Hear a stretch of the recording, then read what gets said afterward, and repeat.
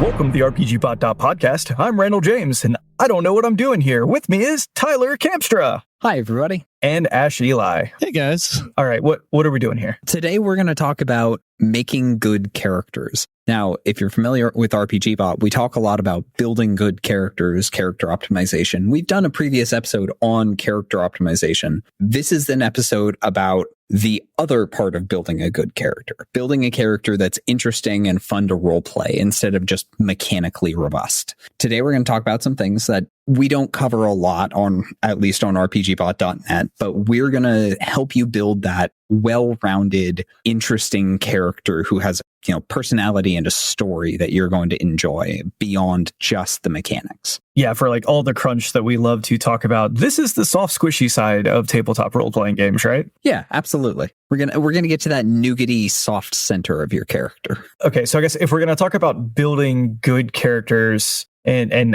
maybe a corollary? Not building bad characters? Is that right? Yeah. I want to say yes, but I'm not that good at English. That's fair. Yeah. Who is really? So say we all. All right. Yeah. So if we're going to talk about building good characters, I guess it probably makes sense to first define what is a good character? What is a bad character? I think a bad character is any character that causes I want to say out of character drama, because in character drama that can be fun, but anything that causes problems for the group or brings down the fun of other people, even if that fun is your own. Like if you play a character that you're like, this isn't as fun as I thought it would be. I think that's the only time that that you classify something as a bad character if it affects the fun of anybody at the table. Yeah, I think that makes sense. I guess I'll throw something into the ring. We always talk about not optimizing in a vacuum. And I'll say for your party and for your DM's game or GM's game, not building the character in a vacuum. I think building that character in a vacuum is a recipe for failure, because you might get there and say, it's like, I'm going to be dark and brooding. And then your DM's like, that's not what we're doing here. Like, we're going to the circus. Yeah. It's important not to build characters in a vacuum. And especially if you come up with this gunslinger concept or something, let's say, or some sort of sci-fi thing, and your DM's like, but we're doing fantasy and there's no guns in my fantasy world. You wouldn't want to do that. So just go the Pathfinder route and be like, all right, I'm absolutely a gunslinger, but my guns are very conveniently hand crossbows. There you go. Perfect. An example I feel like we've actually brought up, which was literally harder in past editions of D&D, the idea of my party is 3 very, very scoundrelesque rogues and 1 cleric. or 1 paladin. Yep. Where it's like, just being in this party is a violation of my own internal policies and is basically going to cost me eternal damnation. Yep. Yeah. That hits some things that will definitely make a bad character. So a character that's problematic for real world reasons, a character that's not fun for you to play or that makes things less fun for other people, or just a character that doesn't fit internally with the party for whatever reason. So just have those things in mind when you're building your character, and those are very, very easy things to avoid. So if you can just skip those steps, you're at least to an acceptable character, but we can keep going and bring that to good. Yeah, I agree with that. But I do think when we're talking about paying attention to party dynamics, one trap that I try to get new players over, especially when it comes to 5e, is don't worry about I feel like the party needs a healer or the party needs a tank, because especially in 5e, you don't really need to think about roles as much as you did in past editions. Pretty much everybody can contribute something to a party. And even I've played games where there hasn't been a dedicated healer. You just have to carry around a lot of health potions. That's it. or have a sidekick. Yeah. Have a hireling that comes with you. They're, a half spellcaster. Yeah. And that is the heal bot. And that is the thing that we need them to do. I think that's the beauty of having those rules defined, is that if you get to a point in the game where okay, it actually kind of sucks not having a healer with us, there's an answer. And as long as your DM's willing, you could totally take care of it. Yeah. Yeah, exactly. And I think the thing that I want people to avoid is don't feel like you're being forced to play something that you don't necessarily want to play. just because you feel like it's beneficial to the party, because that can also end up being a bad character, because then you'll end up not having fun with that character. Yeah. So let's talk about some examples of good and bad characters in media, because I think having that frame of reference to start from will really help us here. This might seem like a kind of weird comparison, but the 90s sitcom Friends is a really good example of a party of good characters. Now, one of the reasons Friends was such a big deal was every character was interesting enough that they could have been a lead character in their own show. Like, every character had an interesting, detailed backstory. They had a personality that made sense. Like, they had goals, they had ambitions, they had flaws. Like, they had all of these things that make a character well-rounded. And anytime one of the characters did something, like, even if it was to their own detriment, you could say, like, yes, this makes sense for this character based on the information that we know about these characters. Yeah. Randall, you got something on your mind? Are you going to tell me you don't enjoy Friends? I'm not going to answer that question. I'm going to say, like, I 100% follow exactly what you're saying. And towards that, it made writing Friends probably pretty easy, because you could always find something interesting. It's like, we need a character who has motivation of X. We need a character who has issues with their parents. Like, okay, look, Monica could come in. She has her issues with, like, over assertive parents. We can bring Phoebe in, like, absentee parents. You know, they, like, you have all of these different sources for story, which let the writers hook them in. You know, there's some analogy there for our GMs or DMs sitting at home. Mm-hmm. Yeah, no, I get it. And even, like, the different backgrounds, right? Like, not everybody's college educated. Some folks are working class. And all of that probably plays pretty well into this. You're actually making me think. I'm like, okay, well, let's go to another 90s sitcom, Seinfeld. Yep. Yeah. They're all bad people. So yeah. But it's like, yeah, the modern edgy version of Seinfeld, It's Always Sunny in Philadelphia. Yeah, that is Seinfeld taken to its logical extreme. But there's a reason. Yeah. Oh, no, I'm saying, like, it's a show about terrible people living their lives, and almost the opposite of what you say is true. Like, they're not particularly interesting or ambitious. They're ambitious, but the ambition is very low. Like, I want to finish 100 beers on our cross country flight. Yeah. Well, I don't think the goodness of a character really matters. Like, just because a character isn't, like, morally good or anything doesn't mean that they're a bad character. Like, I've run evil games, and you can have a good party with bad people. I think a better example would be, like, let's say we take a character from It's Always Sunny in Philadelphia and put them in Friends. That would be a bad character. Yes. Literally ruin the lives of everyone else in the Friends universe. Yeah.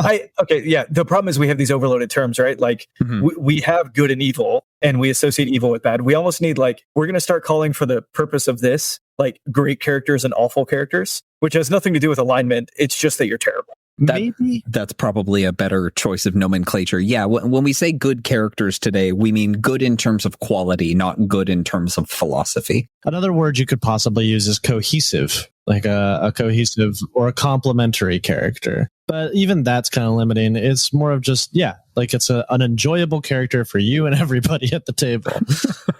Because ultimately, right, the goal is tell stories and loot bodies. Yes. That's what we're here for. Depending on your game, yeah. So yeah, Always Sunny, Seinfeld, great examples of great/good characters who aren't good people. But, like, the characters still have backstories that make sense. They still have personalities that are coherent, and, like, sometimes these people are absolutely crazy, but what they do makes sense based on what you know about those characters. Sometimes they have goals and they act on those goals based on their personality. So these are good quality characters that make sense. Now, conversely, let's look at some examples of bad characters in media, because having those bad examples is also a good example of things not to do. So I'm going to go to Guardians of the Galaxy here.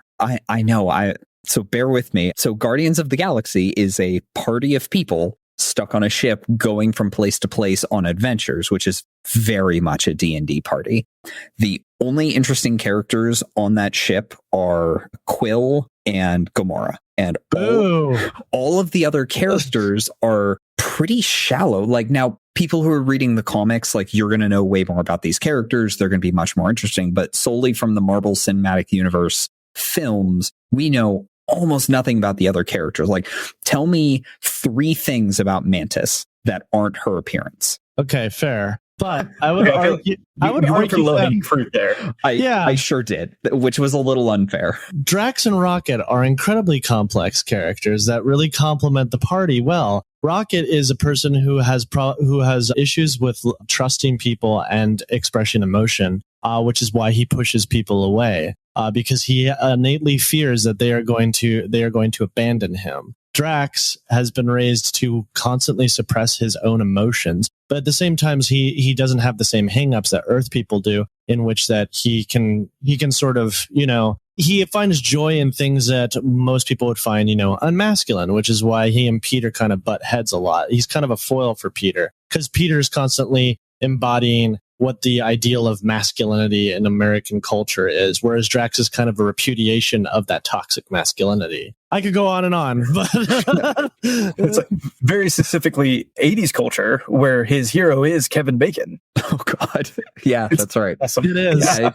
Yeah, it's outmoded ideas of masculinity. When you said Mantis, I really hoped you were going to say Groot, because I could tell you 3 things about Groot. Yeah. I'm Groot. I'm Groot.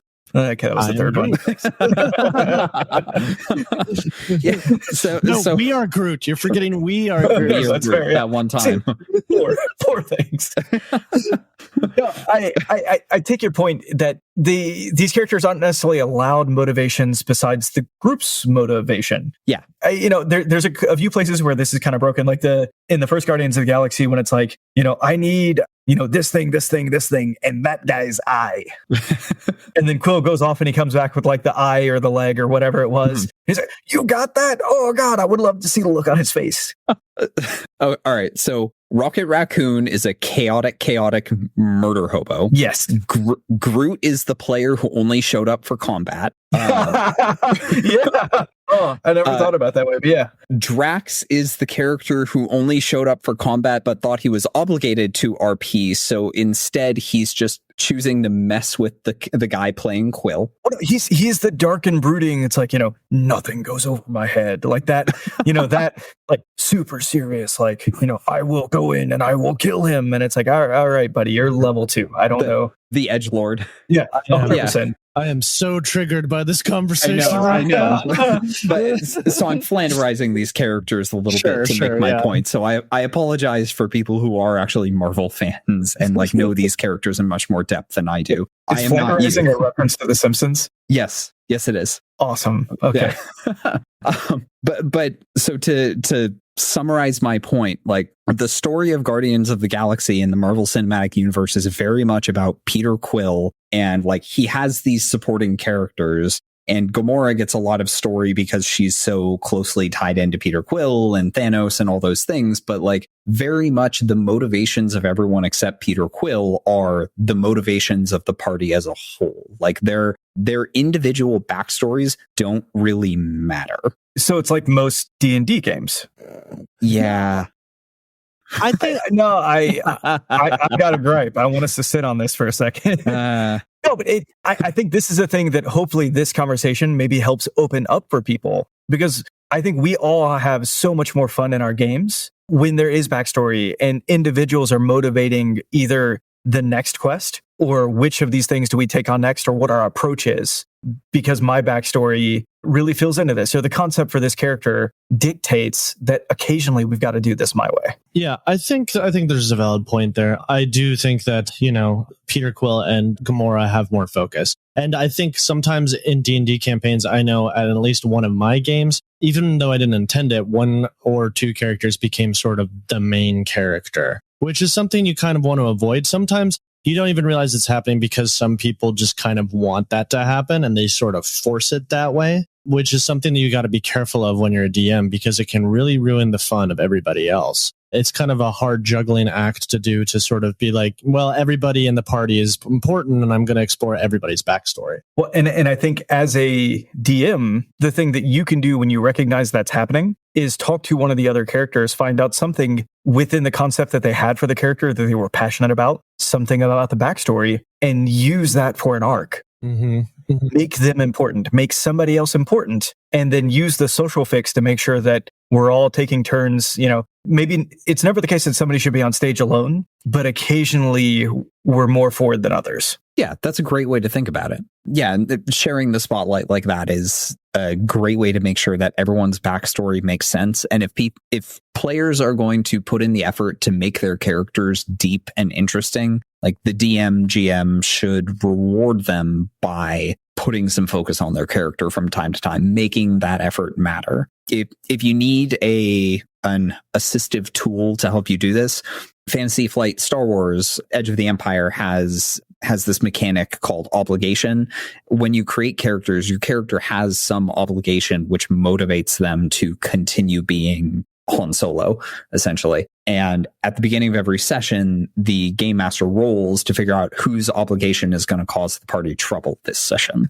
So you could steal that and say, okay, beginning of the campaign, like you have a scale of 1 to 100. Every person in the party is some number, like 10 to 20%, depending on how many people are in the party. And you roll at the beginning of every arc and say, okay, this person's personal history is going to be a problem for this arc. Yeah. And like every arc, like if your character is rolled on that table, like reduce their number on the table significantly, like cut it down to 10 or something, and everyone else increase theirs. So the odds of rolling the same person back are possible, but very, very small. And everyone else's chances get bigger over time so that no one gets like ignored, basically. So if one person goes several arcs without getting attention, by the end of like arc 2 or 3, their chance of getting rolled is going to be like 50-60%, something like that. So it's almost guaranteed that it's going to be them next. Yeah, it's been a year. We finally have to deal with this priest and his gambling debts. Yeah, you want to. It can sometimes be hard to flesh out the backstory of every character, especially since some people put more work into their backstories than others. So, but I think if you have players that haven't really thought as much about their backstory as some other players, maybe have a one-on-one session where you kind of talk that stuff through. And this is the chicken and egg problem that I was trying to get at a second ago, though, that if I'm used to playing with you as a DM, and with you as a DM, my backstory never matters, I'm not going to put a lot of time in it because that's not what we're going to leverage as we play. Yeah. And so if everybody's sitting at the table saying, in session 0 for the next arc, I really want this, or you're doing a feedback session after the game, which I hugely recommend doing those feedback sessions. Hey, I had this idea. I really think it would be cool if our backstories mattered more over time. Can we work that in? If everybody's agreeing to it, the feedback mechanism is what Ash is offering, is what Tyler's offering, that you find a way to make it matter, and you make a point of pointing out to your players, I made your backstory matter. Did you notice? Although hopefully it's obvious. If you have to ask, it's probably. Okay, so we've talked about some good examples of good characters, bad characters, more importantly, great characters and awful characters. And we've disagreed a little. Let's talk about how do we build a great character for our table? So probably the most obvious place to start is from a character concept. Like if you think of your character in broad terms of like, who do I want them to be and what do I want them to do? That's generally the easiest place to start. So we're going to draw on a classic trope. We're going to say, okay, I want my character to be a dark elf ranger with 2 scimitars and a pet panther. That is my concept for my character, and I'm going to go out from there. It's very novel. No one has ever thought of this. Well, several novels, in fact. Sorry, keep going. The concept of heroic archetypes gets described a lot in literature.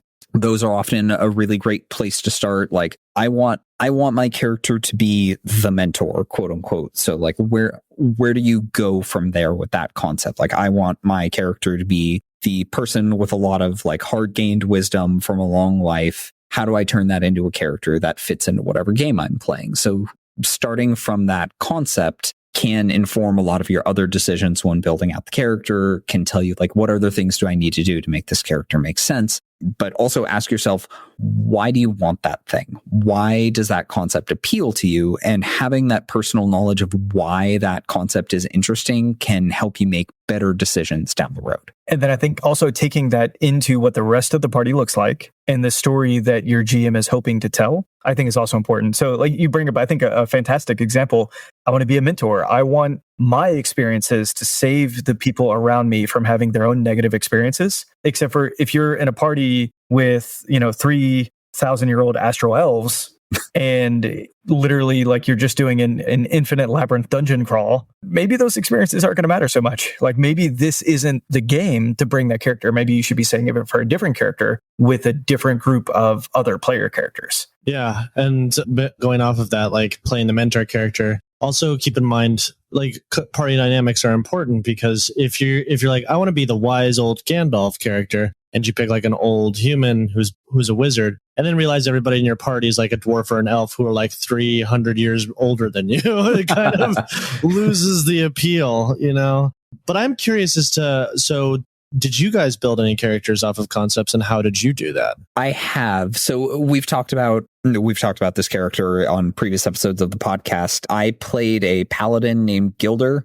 I didn't start from a concept technically. I started from, I want to play a paladin because I haven't played a paladin in like 5 or 6 years, and then went looking for a concept that would fit into a paladin. And I settled on Galarian's god of trade, commerce, and wealth, Abadar, I believe, and thought, okay, I'm going to build a capitalist paladin. I love it. I know.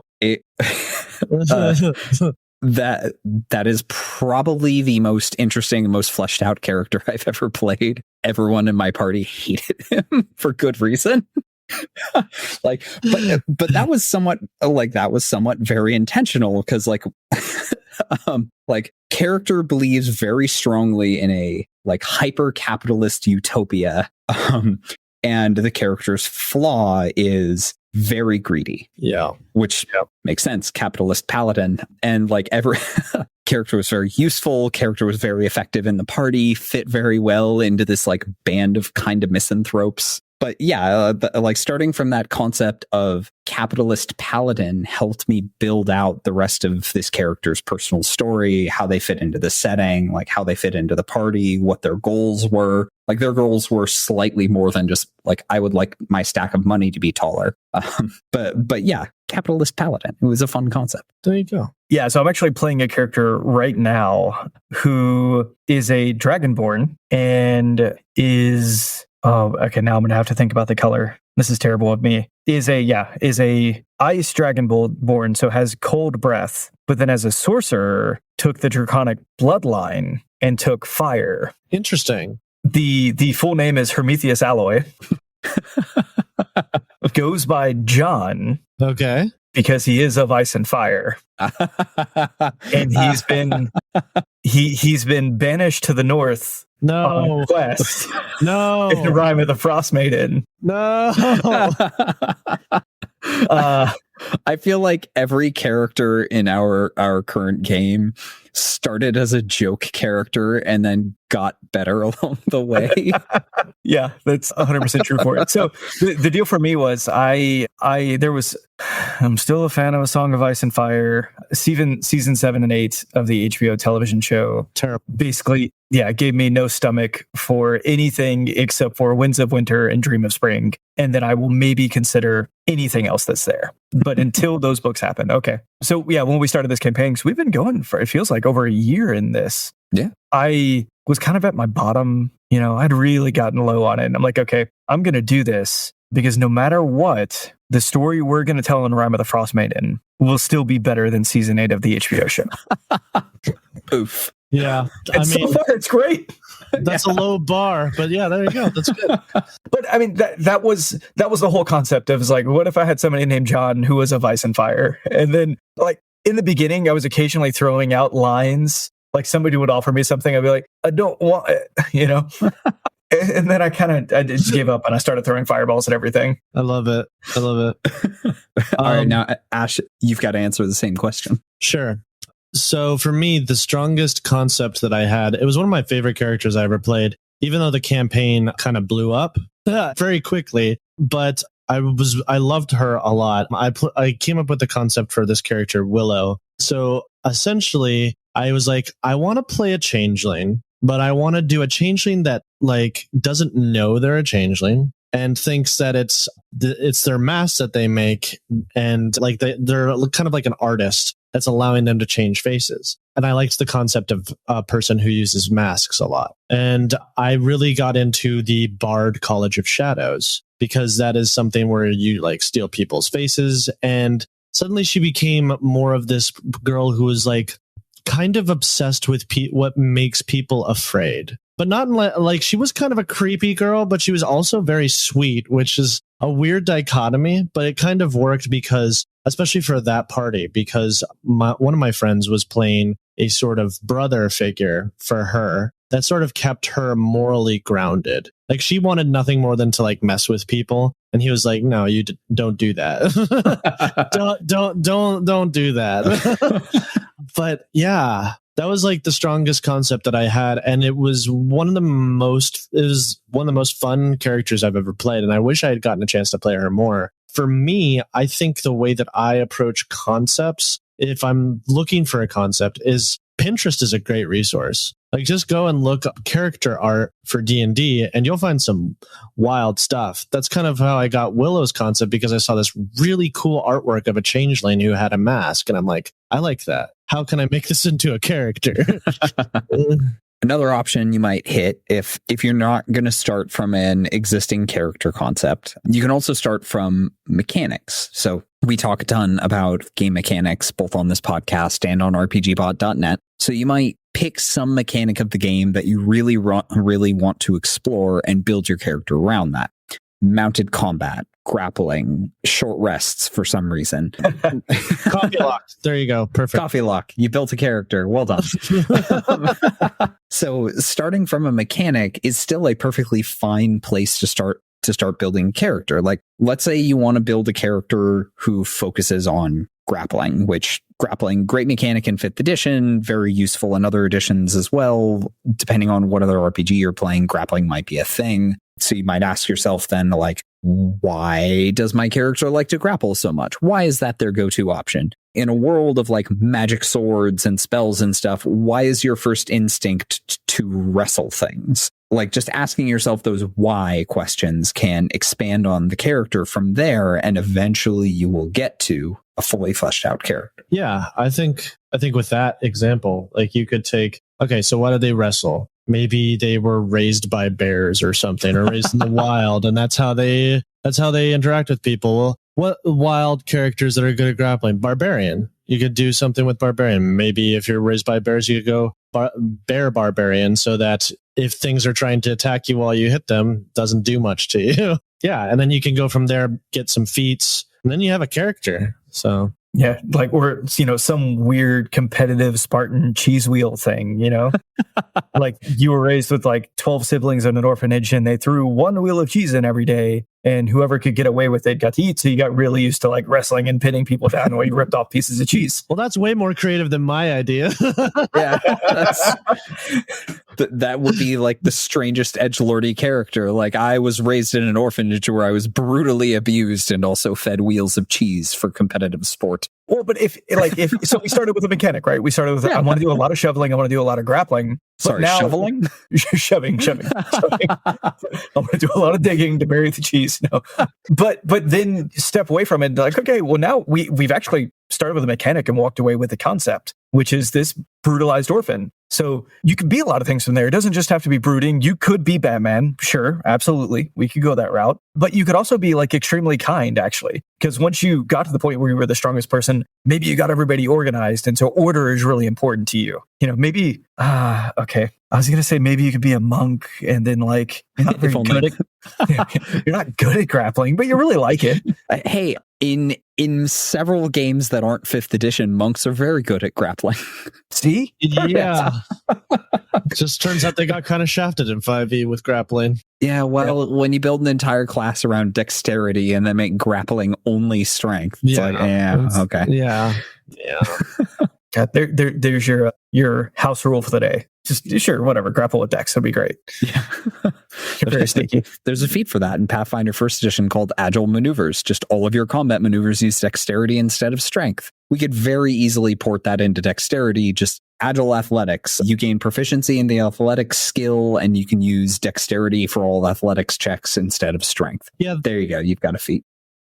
That's why I think Pathfinder First Edition is really good for mechanics-focused concepts for characters, because anything you can think of, you could probably make, because there are a billion feats. You could make, one of my friends made a build that entirely focused on grabbing people, flying up, and dropping them to their death. They didn't damage them any other way. That was the only thing that they did. And they did it extremely well.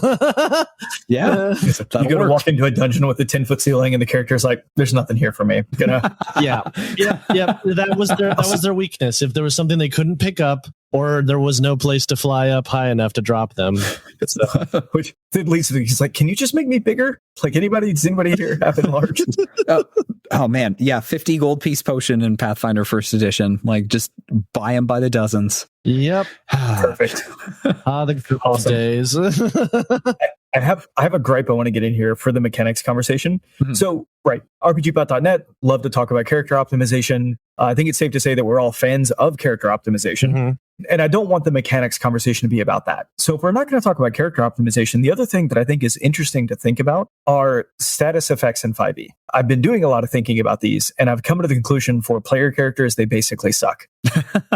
Right? We can grapple, we can induce fear, and you could certainly have a concept around inducing fear. Everything else is awful. Because if you had some way, let's say before, I don't know, like 12th level, that you could easily paralyze someone, having a character built around the idea of like, I don't do a lot of damage, but I walk around the battlefield and I control by stunning or paralyzing. That's interesting. That's a fun concept. Only our monk can do that with Stunning Strike, I think, before you get to... Yeah, there's some spells that can stun people, but they're generally pretty high level, like Power Word Stun and things like that. So I'm going to have to get to like level 12, 13, 14 for any other character concept. So one, I have to play this character to get to my concept until I'm at level 12. Or I have to be lucky enough and to hop into a game where it's available to immediately because we're starting at a high level. And by the time I get there, I have better options. Yeah. Yeah, definitely. I think that there's something to that. I will say that I built, going back to Willow for a second, I built her basically all around fear effects. And especially at the level that we were at, which is like 5th level, it's very powerful. It's very, very good. But I think the answer to that in 5th edition is like, the problem is a lot of status effects kind of fall off once you get to higher levels. So maybe the answer is to diversify. Instead of going like, I just want to do one type of status effect, maybe your thing is you're a debuffer or a crowd controller. And I think you're right. I think 5e doesn't make that easy. It's a lot easier in Pathfinder First Edition to be a debuffer, like a really strong debuffer. But the big C is what's preventing it from getting like, really overpowered in 5e, which is concentration. And that's the problem, I think. Yeah. Yeah. The 5th edition very intentionally made it so you can't concentrate on multiple spells. So you can't be like, I'm going to hold person over here, web over here, and also make myself invisible. I don't know. Yeah. Yeah. That's the big problem. And I think you can't really be a debuffer if you have to concentrate on one thing at a time, There are a handful of options that'll work, but yeah, it's pretty few and far between. And basically the answer is play a wizard. Mm-hmm. Yeah, that's true. And there are options to be like that controller in 5e. But I'll say even there, like we talked earlier about like, don't feel pigeonholed into being a healer. Being a controller in a party of 4, I feel like can make sense and can be a lot of fun because you're really going to be lifting everybody around you. Yeah. If it's a smaller party, even then, like it may not be worth the opportunity cost because the thing that your small group might need is just damage. Yeah. Oh, but if you want a quick idea of a good character that's good for controlling the battlefield, go Illusion Mage. They are insane. Oh. Yes. They're really good. So third option for where to start your character is from a specific piece of content. So you might go from that Illusion Mage and be like, I want to play this piece of content. Like, I want to play an Illusion Mage. I want to play a Rune Knight Fighter. I want to play a College of Valor Bard. Like, whatever. Pick those things and say, I want to play this, and then go out from there. And again, asking those, like asking yourself the question why, like why is that thing interesting to me, and also the question why is my character that, like how did they get there, and just kind of work both backwards and forward and build out from that piece of content. And you can have a character who is more interesting than just, I am this really well-built illusion mage. Yeah. And which I would say, if this is your entry point, this is actually a fantastic place to come to RPGBOT.net. Because if you're looking at it, you're thinking like, I've never played a Warlock. I would like to try to play a Warlock in 5e. And you start flipping through the player's handbook and looking at options. And then you start picking up Tasha's and looking through options. And like, you're looking at all these things and thinking, I don't know what to do.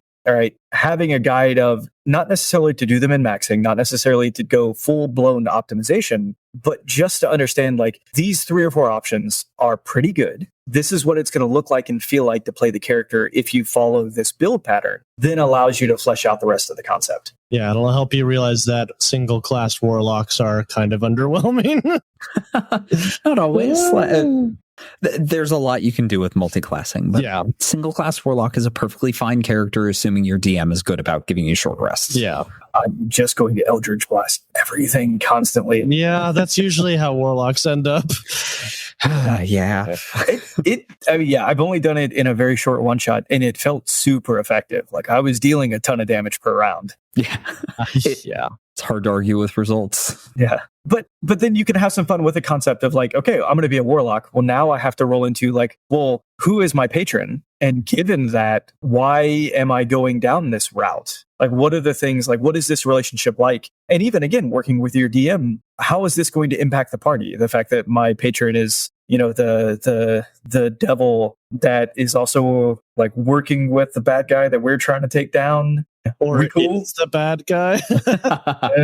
That's, well... Yeah. It's like, look, we can't be too successful. That's all I'm saying. But there's some fun ways to start here and then to branch out to actually fill out that character. And we talked earlier about the idea of like, you can't have the paladin working with 3 rogues who is too much of a goody two shoes to the point where the rogues can't be rogues. I think this is where sitting around and saying, okay, look, we're going to pick adversarial characters, or I'm going to pick this patron, which is adversarial to the story. Can we all agree socially that we're going to find a way to work through this and make it fun? And if we find that we can't do that in a reasonable way, let's have a kind of an exit strategy. I think that's a really smart. That is a great conversation for your session 0. Yeah. Because it could be a lot of fun. Yeah. It's like, the patron comes, it's like, like there's this party of adventurers that's really wrecking everything. It's like they've been like, well, yeah, because you were in this town and you saw like these things happen, and then you were in this other town where these things happened. Wait a second. It's like, I'm going to need a backup patron quickly. Yeah. All right. So we've got your starting point for your character. You've started from a concept, a mechanic of the game, or potentially just a piece of content. So you have that starting point, like that is the heart of your character, and you're going to build out from there. So there's a lot of things that make a character good, but I'm going to broadly categorize them into 3 things: your character's backstory, your character's personality, and your character's goals. And if you have those 3 things at an absolute minimum, in my opinion, you have created a good character. Yeah, and I think maybe a different way of saying the exact same thing, right? It's, where's your character coming from? What's the history that shapes who they are today? Who is your character today, and how does that manifest? And where are you going? What are you doing? Yeah, I agree with that. And yeah, you always want to know like what makes your character tick, but also what holds them back. Like what is the thing that they constantly struggle with, and what do they need to learn from? Because a character that doesn't learn anything is kind of a flat character. Yeah, I think it is worth saying. So we did an entire episode where we talked about backgrounds, and then paired with that the backstory. We'll have a link in the show notes if you didn't happen to catch that. I think it was a good episode. Maybe you go take a listen if you're interested in talking about it a little bit more. Shameless plug. Yeah, absolutely. That's why we're here, right? Of course. On like personality, kind of who is your character today? There's a great tool for this: traits, ideals, bonds, flaws. Yeah, 5th edition really made that pretty easy. Fun fact, the player's handbook recommends that you pick 2 personality traits when you build a character, but the character sheet only lists 1 space for personality traits. Way to go. Good job, guys. Yeah. So even if you're not playing 5th edition, like, okay, if you're playing 5th edition, your background will give you a table of example traits, ideals, bonds, and flaws. later supplements in some cases provided additional tables. So like Voldo's Guide to Monsters has example traits, ideals, bonds, flaws for a bunch of the monstrous creatures. So like I need to flesh out the personality of this fire giant who the characters are going to interact with. And here's a table of traits, ideals, bonds, flaws that I can use to flesh out that character. The NPC descriptions in a lot of the more recent 5th edition adventures have those bullet points for characters. Like if you grab the Essentials kit, there's a deck of NPCs that you can use as sidekicks, and they all have the traits, ideals, bonds, flaws to very quickly summarize this character's personality. Like just those 4 bullet points does a ton to tell you about a character without putting in a whole ton of effort. Yeah. So once you have those traits, ideals, bonds, flaws, I feel like I'm repeating myself a lot, that will tell you how your character acts in a lot of situations. And just to summarize what all of the different things are, because they're never super explicitly spelled out in the player's handbook. Your traits are how your character acts. So like my character is clean. So like they groom themselves, they don't leave messes. An ideal is, what does your character believe in? So like my character is loyal. Like they believe in loyalty to the people they care about, and they expect loyalty from those people in return. Or in the case of your capitalist paladin, the ideal was gold. Yeah, the ideal was wealth is good. And that if we're all like, if everybody's working towards generating and capturing wealth, then all of us will do better. Exactly. Yeah, I think that is absolutely true. I think you also have to keep in mind, so like obviously your background, like where you came from, is going to shape your ideals and goals. But also think about how those ideals and goals feed into your class. Like, so let's say you're a character who believes that you need to protect the weak, and you picked Rogue, which is not typically a character that does that kind of thing. Why did your character choose to be a rogue if their ideal is to protect people? Maybe they're a Robin Hood type of character or something like that. And also the other thing that I would encourage people to do or think about is this way, is ideals can be fluid. People's ideals can change over time. In fact, I think the ideal you start with maybe shouldn't be 100% of the time the ideal you end the campaign with. People tend to shape their ideals to what they learn about the world. Yeah. 100%. And changing those things is great character growth. Like we've talked about character advancement previously. We haven't talked about character growth. Yes. Yeah. In the case of that paladin learning to work with these 3 scoundrels, like, yeah, you might realize like, but they actually have a heart of gold, or, sometimes it's just more fun to win no matter what. Yeah. Like my character didn't learn things. He died. Let that be a lesson to everybody else. But yeah, like with that kind of paladin who's in a party of scoundrels, maybe they start the ideal as like, only people who follow the law are good or worthy. And by the end, it's like, well, sometimes people who could work outside the law can be good too in their own way. Yeah, and that would have been a good bit of character growth, but he died. So in that case, yeah. Boy. Write that down. I feel like that brings us to bonds. Bonds, yes. So bonds are what your character holds dear. So that might be people, places, things, or basically any noun is something that your character can hold dear. So capitalist paladin, his bond is to himself.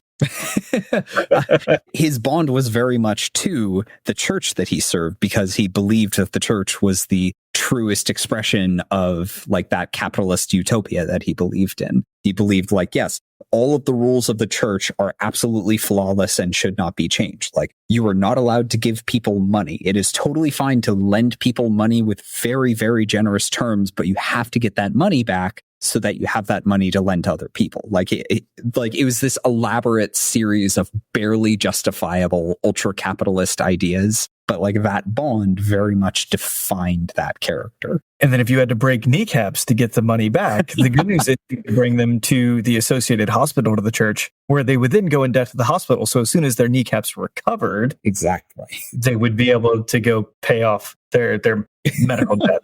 I see why your party hated your character. Was your church a bank? Was it just a bank? Yes. Yes. Like that. Abaddon, god of commerce, wealth, and trade, also acted as a bank in most places because the church had money. So you would lend money to people to improve their lives, but you need that money back to go lend it to the next person. So it was very much like, yes, this is a bank run by the church. Oh, Lord. Okay. Yeah. Unsurprisingly, this deity is not lawful good. Yeah. I'm shocked. Yeah. Maybe this is its own episode. Yeah. Do you have anything to say about flaws? Anything at all for this character? So I said this previously. The character's flaw was greed. So your flaw is something that your character does wrong. Like, of the traits, ideals, bonds, flaws, this is the easiest to define. It's just, what does my character do wrong, or what do they believe in that's very clearly incorrect that causes them problems? And in a lot of media, when you look at a character, if the character doesn't have interesting flaws, you can say, this is a bad character because everything about them is perfectly good. Like, Luke Skywalker, great character. Like, you see his whole life play out, and Luke Skywalker's flaw is he has crises of confidence. Like, when he thinks things are going bad, he falls apart for a minute. Like, he gets his stuff together and he gets over the flaws. And like, those are the most interesting defining parts of the characters when he overcomes that personal flaw, but he still never shakes that flaw throughout the character's entire life story. Also rushes into terrible situations. Yeah, he does. Yeah. And something that flaws are is a real easy pit trap for people, because you can think that you're giving yourself a good flaw. Like, I'm not very confident, or people don't like me enough. That's not really a flaw. A flaw is a conscious choice, or sometimes even an unconscious choice that holds your character back. If like your goal is the carrot, the flaw is the person yanking on the chain behind you, trying to pull you away from that carrot. And the important thing to understand when it comes to flaws is flaws don't ever go away. They are always there. You just overcome them at various points. Like Tyler said, like Luke never overcomes that flaw. He gets better at managing it, but it's still a flaw. And sometimes even if that flaw no longer becomes a problem, then just a new flaw comes and takes its place. Yep. Because humans are flawed individuals. Yeah, I DM'd a game where one of the character's flaws was he was an alcoholic. Oh, God. And it didn't manifest often. Like, it wasn't, this constant thing that was coming up. But at one point, they're in a mansion. They're pretty sure the mansion is like the lair of the bad folks that they're trying to deal with. Monsters and other creatures are kind of trickling into the mansion. And I'm describing the room, and I'm not even thinking about what I'm saying. And I describe, it's like, oh yeah, and there's some wine barrels in the corner. And he's just immediately, okay, I'll go pour a glass. And my instinct is like, well, that wasn't what no, we're doing this. Okay, we're doing this. It's going to be great. Yeah, it was very, very clearly like, hey, not the time, man. But yeah, that was a perfect way to play to that character's flaw. Yeah, an addiction like that can be a pretty easy flaw. Like, the character who is otherwise competent but has some addiction is like a classic trope in so much media. Yeah. 100%. And right, it can be really tragic. Like, simple decisions like that, turn into tragedy pretty quickly. But all of these things ultimately inform where you're going. What do you want to do? Like, what are the goals of this character? Your bonds in a huge way are going to motivate the big decisions and the trajectories. I need to save this thing. I need to uphold this. Your ideals are going to influence how you make decisions. Like, there's lots of ways to solve this problem, but your ideals are going to help dictate the particular path that you're going to take along the way. And if there's a conflict of ideals in the party, then it makes perfect sense that in the role-playing sense, there would be a conflict in the party on how we execute on this. It's, this is the henchman for the bad guy, and we need to know the answer to where the bad guy is. Like, what are you willing to do to get that information? And a lawful good person is going to say, it's like, well, we're going to ask him nicely, and then we're going to bring him to the authorities. Meanwhile, the rogue is sitting in back like, no, I've got other ideas. And everybody at the table rightfully is like a little squeamish. Like, can we, lines and veils? Can we just pretend this worked? But you can take this personality, your ideals, your bonds, and even your flaws, and you can use this to ultimately dictate where are we going and how are we going to get there. Yeah, I think that's absolutely true. And another thing to really think about when you're making your character and when you're playing your character is the classic literary trope of want versus need, which is another pitfall that can sometimes hold your character back. So your character's goal may not always be what they actually need in order to grow as a character. For instance, I had a character in my game named Nona, who she was very much of the like, I want to, save the world and I want to be the good guy. But she needed to learn that sometimes you have to get your hands dirty if you want to do good. And the problem was that she wasn't willing to do that. And it sometimes blew up in her face. And that was kind of a flaw. And yeah, so just don't be afraid to learn things and change your character, even if it doesn't suit their ideal, because part of that person growing and finding out what they need is realizing that their goal isn't exactly realistic. So it's also important to talk about your character's goals outside of just the party's goals. Like we talked about Guardians of the Galaxy earlier, and one of my big gripes with those characters is all of the characters' goals is just what is the collective goal of the party right now, which is usually decided by Peter Quill.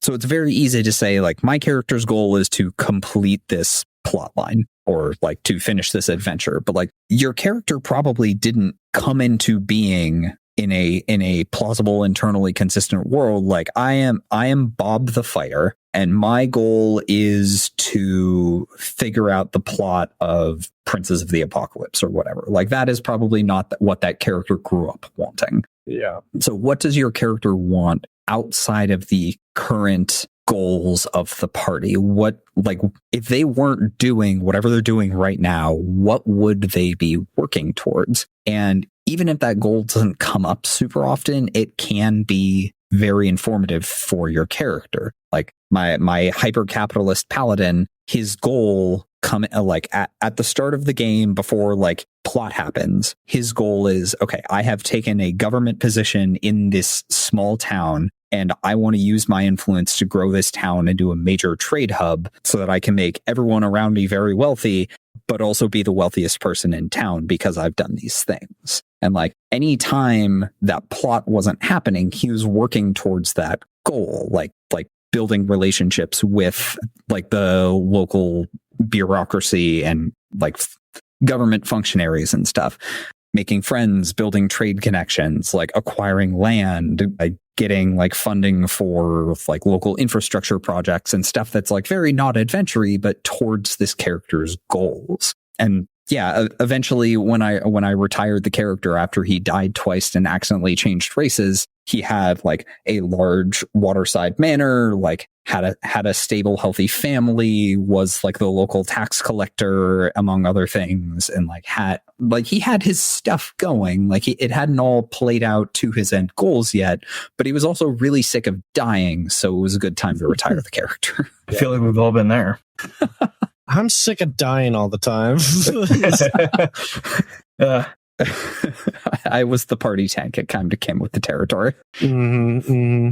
Another good question you can ask to determine your character's behavior is, what will they do when they don't get that thing that they want? Like you might have a very clear idea of like, my character is going to get this thing and then retire to a life of peace and quiet. Like that's very obvious in a lot of cases. But what will they do when they don't get it? Like, will they keep trying until it kills them? Like, will they find some other goal? Will failing to get the thing that they want ruin them? Like, to draw an example, Strahd, and I'm going to spoil the plot of Castle Ravenloft from the like 70s or 80s, but Strahd is evil because he went out and saved the world, came back to get the girl, and found that his brother had married the girl of his dreams. And that destroyed everything for him. And like I want this thing, and if I don't get it, I will burn down dimensions. Like that very much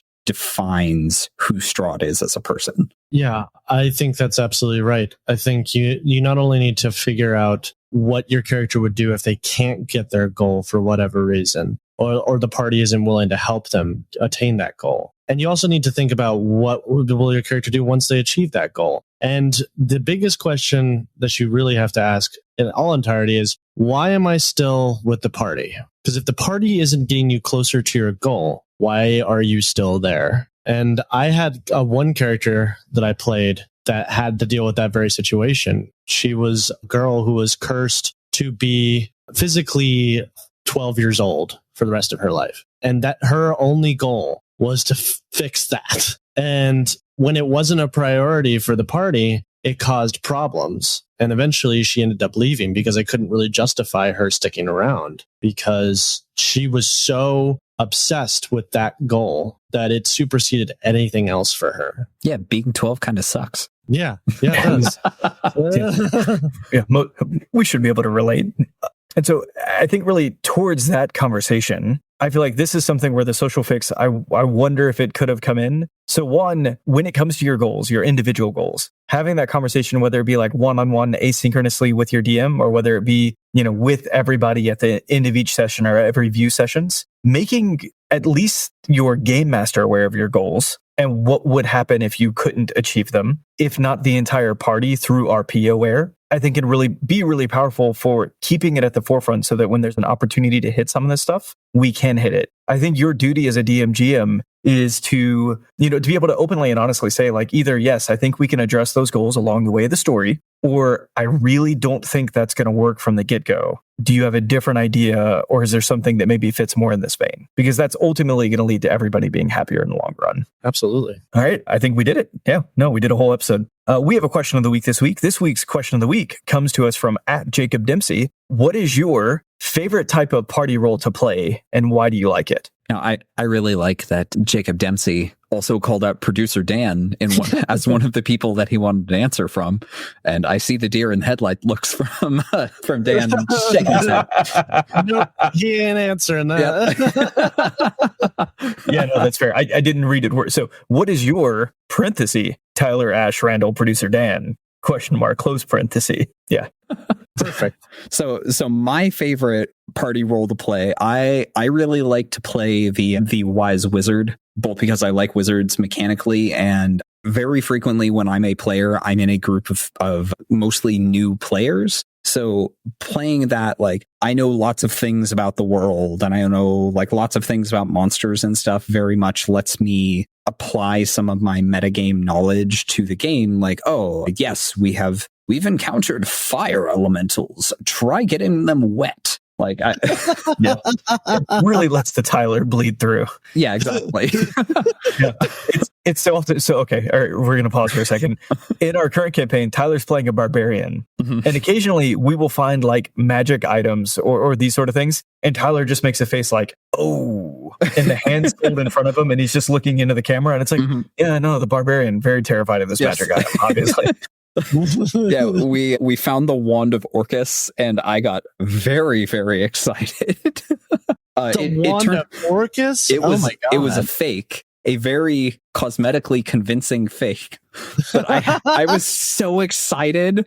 Like, I thought, okay, either the designers are playing a really fun prank on me, in which case, like, I'm going to lean into this and really have fun with it, or they've just thrown me something very crazy and I'm going to have fun with that. So like, I was very excited, but like the rest of the party had never heard of the Wand of Orcus. So they're like, we don't know what this thing is. It seems neat. That is kind of brilliant, using your own metagame knowledge against you. Yeah.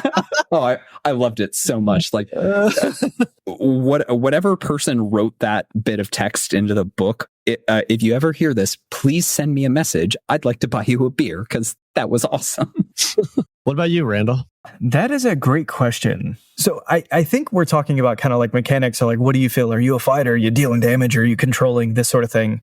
I'm actually going to avoid answering that. And I'm going to answer a slightly different question. I, on the RP side, like to make jokes and keep things a bit chaotic. Not so, a bard. I've never played a bard. And I probably the next time that I do this, I will probably be a bard. I will try to be a bit of a controller. And I think I'm generally going to have a lot of fun with this. I think you would enjoy bard a lot. Yeah. That seems right up your alley. Yeah. I'm into it. We've got to finish a campaign. We got to start a new campaign, and then maybe we can make it happen. How about you, Ash? So this is also a tough question for me because I tend to focus more on like, I have certain types of characters that I play, like in terms of RP, and they tend to be damaged That's usually the way that I play them. Damaged in some way. But in terms of role, I think I usually lean more into support or control. Not necessarily healing, but like right now, my main Pathfinder character that I'm playing is a wit who is an extremely good buffer and debuffer. Like that's her whole thing is buff my friend, just lay down a bunch of debuffs, and is more focused on like blood debuffs and stuff like that, which is a super cool build to play. But yeah, I like mechanically unusual roles, if that makes sense. No, it makes perfect sense. All right, I'm going to hop in for Producer Dan. So I feel like every party that I've been to with Producer Dan, he spent a lot of time in the kitchen, prepping food, making sure folks are comfortable, they got drinks, this sort of thing.